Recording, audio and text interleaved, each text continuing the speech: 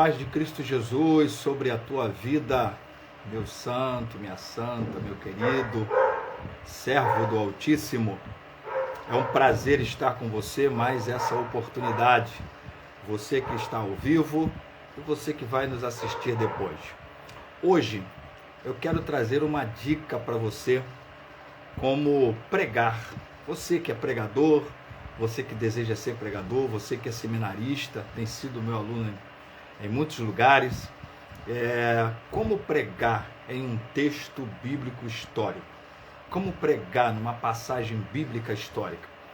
E há 3 coisitas que um pregador precisa saber, precisa estar atento, porque hoje nós temos visto tanta coisa acontecendo no seio de igreja, principalmente dentro desta área de pregação. Meu pedido a você é sempre o mesmo, e eu não posso deixar de fazer esse pedido a você cada vez que nos comunicamos. Que você aqui no Instagram você curta, você compartilhe, você comente, você me ajude a se multiplicar e alcançar a muita gente, principalmente aquelas pessoas que você sabe que podem ser muito beneficiadas com o que nós temos aqui ministrado. Você no YouTube é a mesma coisa, inscreva-se, nós temos crescido bastante, graças a Deus, mas ainda precisamos crescer mais. Eu preciso chegar a 1000 inscritos no nosso YouTube. Então nos ajude, faça a sua inscrição, clica no sininho, compartilhe, comente também e você será abençoado. Bom, eu preciso te ajudar, eu preciso dizer que todo o pregador precisa em primeira mão saber que a Bíblia é um livro. E como livro, portanto uma literatura, ela tem o que nós denominamos de gêneros literários. Por isso, quando se fala de um texto, eu preciso saber se esse texto é jurídico, se esse texto é narrativo, se esse texto ele é uma biografia, se esse texto ele é uma epístola, uma carta, se esse texto ele é profético. E eu quero dar aqui uma dica a você, quando estiver pregando ou for pregar num texto histórico. Texto histórico da Bíblia, e a Bíblia, 40% dela é histórico.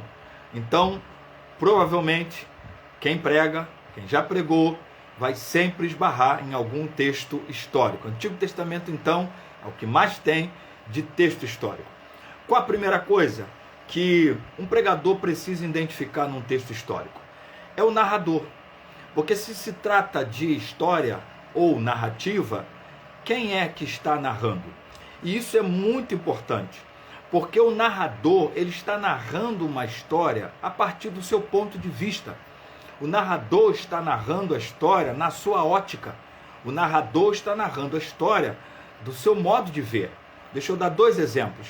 Um são dos evangelhos. Por que nós temos 4 evangelhos falando da mesma pessoa? Por que nós temos 4 evangelhos falando da mesma figura que é Jesus, do mesmo ministério? É porque cada narrador está narrando a partir de um ponto de vista. Daí você tem 4 ministérios distintos de Jesus, 4 óticas a respeito do ministério de Jesus. Você tem 4 narrativas com pontos diferenciados do ministério de Jesus. Um outro texto que pode nos ajudar é aquele texto tão polêmico do Antigo Testamento, de 1 Samuel capítulo 28, quando Samuel está indo consultar uma médium chamada Pitonisa, da cidade de Endor. E quem é o narrador dessa história? É um dos seus servos que não era um judeu, que não estava alicerçado nas leis judaicas. E a narrativa dele é a narrativa de quem de fato acredita que o que aparece ali para Saul é exatamente Samuel. Então é muito importante se saber que se é uma narrativa, eu preciso identificar o narrador e o ponto de vista do narrador. Segunda coisa que todo pregador que prega num texto histórico da Escritura precisa saber é que o texto narrativo ele não é normativo. Ele é narrativo, mas não é normativo. Que é isso, pastor Adriano? Significa que aquele texto ele não tem uma norma da fé. Ele não tem um imperativo da fé. não existe lá o não matarás, não existe lá o não adulterarás, não existe lá amai-vos uns aos outros, não existe lá perdoai-vos uns aos outros. É uma narrativa de uma história. Então eu não posso encontrar naquele texto uma doutrina, é uma narrativa. Eu não posso fazer de um texto bíblico narrativo um texto doutrinário, que traga imperativos doutrinários para a vida cristã. Um exemplo, a história de Jonas. Eu não posso pegar a história de Jonas e dela fazer uma doutrina, porque a história de Jonas é uma história de alguém que desde o início veio desobedecendo a Deus e automaticamente teve o resultado que teve, ainda que por um lado um bom resultado, que foi a conversão da cidade de Nínive. Eu não posso pegar a história de Naamã, lá de Reis, capítulo 5, e dizer que eu tenha que pular 7 vezes em algum rio porque está escrito. Não, esse texto é narrativo, ele não é normativo. Ele não está me determinando, ele não está vindo sobre mim como uma norma de que eu tenha que pular 7 vezes em algum rio, em algum lugar, para que Deus possa me curar. Eu também posso olhar a história de Daniel, por exemplo, que tinha o bom costume, está lá narrado, capítulo 6, de 3 vezes ao dia orar, num horário específico. Então esse texto também não pode ser normativo sobre a minha vida, de que eu tenha que orar 3 vezes ao dia, na hora exata que também Daniel orava. Terceira coisa, que quem prega num texto narrativo, um histórico da Bíblia, precisa saber. O primeiro, ele é narrativo. Então, se ele é narrativo, existe um narrador. E eu preciso identificar o ponto de vista, a ótica desse narrador. Segundo, esse texto não é narrativo, não é normativo. Ele não é um texto que traz norma para a minha vida cristã. Eu não posso fazer dele uma doutrina. Terceiro, toda narrativa, ela é educativa. Eu preciso entender e identificar que todo texto narrativo da Escritura, ele é educativo. Ou seja, dele eu extraio lições. Dele eu tiro alguns princípios. Dele eu tiro lições para a vida. E eu vou mais uma vez exemplificar a vida de Daniel quanto à oração.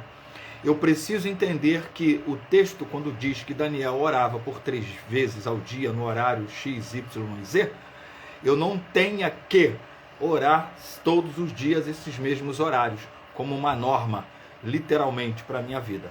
Mas o que eu tenho nesse texto é um princípio de ser perseverante na oração. Eu tenho nesse texto um grande exemplo de um homem de oração. Eu tenho nesse texto uma grande lição de um homem que se dedicava à oração. Então, todo texto narrativo, ele tem um narrador, portanto, um ponto de vista do narrador. E em muitos textos, eu vou precisar disso para entender em que ótica aquela história está sendo narrada. Segundo, eu preciso entender que não tenho que fazer exatamente como está na história, porque a história não é normativa em momento algum, principalmente nas Escrituras. E terceiro, eu preciso entender que todo texto narrativo, ele é educativo. Que lições eu tiro? E essas lições, elas precisam estar amparadas em todo o contexto da Bíblia Sagrada. Então, qualquer história bíblica, ela vai ser educativa para mim. Então, eu vou aprender com a história de Jonas, eu vou aprender com a história dos patriarcas, eu vou aprender com a história dos profetas, eu vou aprender com a própria história de Jesus, eu vou aprender com a história dos discípulos, eu vou aprender com a história de Paulo. Seja lá qual for o texto narrativo, ele vai ser para mim educativo. Mas esse texto educativo, ele precisa estar amparado a partir dos princípios e lições de toda a Escritura. Eu espero ter ajudado você em pregar ou pelo menos entender textos narrativos da Escritura. E aí fica mais uma vez o meu pedido a você: comente, compartilhe, curta, se inscreva, clique no sinalzinho também, para que você seja alguém tanto pelo Instagram quanto pelo YouTube e também no Facebook, que nós compartilhamos nessas 3 redes. Você seja abençoado e nos abençoe, nos ajude a multiplicar para chegar a muitos. Deus te abençoe e até amanhã, assim querendo Deus.